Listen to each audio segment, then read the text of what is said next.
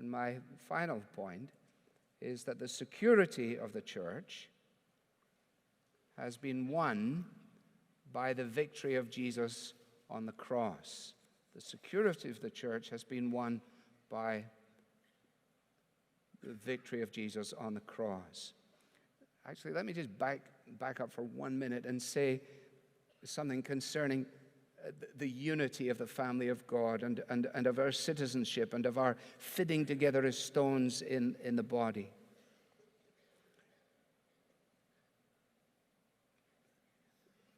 Paul, particularly in Ephesians, is saying to these folks, don't miss the wonder of what God has done in making one new man out of the two. Don't miss the wonder of what God has done in breaking down the wall of hostility that existed between the Jew and the Gentile in the gospel. In the gospel, these things have been radically transformed.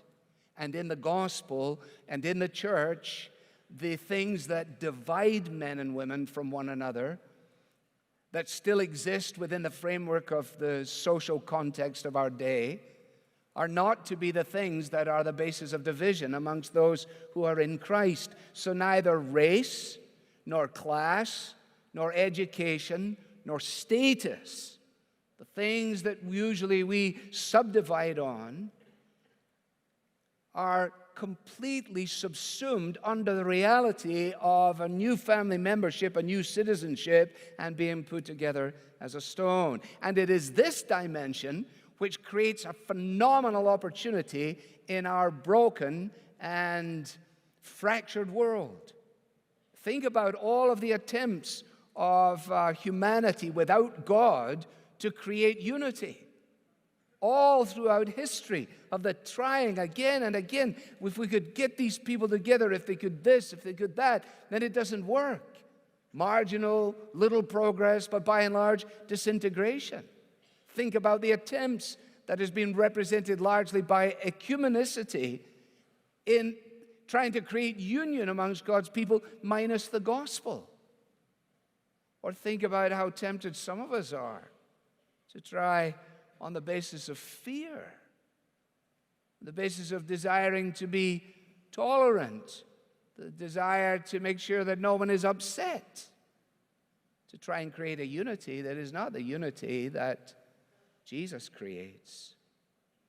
Because any consideration of church history makes it perfectly clear that what binds evangelicals together has always been and must always be the gospel itself. So that whether it's Whitefield or Edwards or Wesley or Spurgeon, whatever it is, Spurgeon, you remember, my creed is Christ. He was clear about his understanding of the gospel and biblical salvation.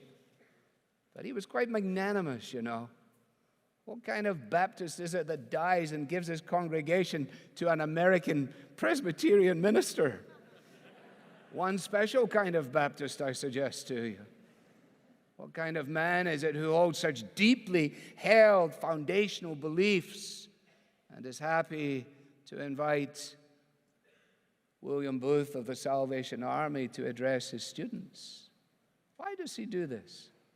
Because of the nature of evangelical unity in the gospel, in the gospel.